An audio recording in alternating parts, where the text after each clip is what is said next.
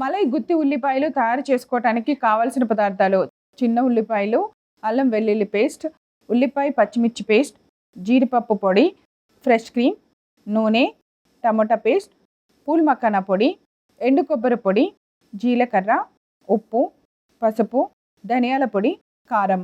మలై గుత్తి ఉల్లిపాయలు తయారు చేసుకునే విధానం: ముందుగా స్టవ్ వెలిగించి పాన్ పెట్టి నూనె వేసి వేడెక్కనివ్వాలి. తర్వాత మనం 4గా కట్ చేసుకున్న ఉల్లిపాయ ముక్కలన్నిటిని వేసి కొద్దిసేపు మూత పెట్టి బాగా మగ్గనివ్వాలి.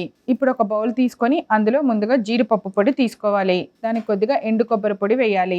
తర్వాత కారం, ధనియాల పొడి, అల్లం వెల్లుల్లి పేస్ట్, కొద్దిగా పసుపు, పూల్ మఖానా పొడి, కొన్ని నీళ్లు వేసి బాగా మిక్స్ చేసి పేస్ట్ని రెడీ చేసి పక్కన పెట్టాలి. ఇప్పుడు ఫ్రై అయిన ఉల్లిపాయలన్నిటిని ఒక బౌల్లోకి తీసి పక్కన పెట్టుకోవాలి.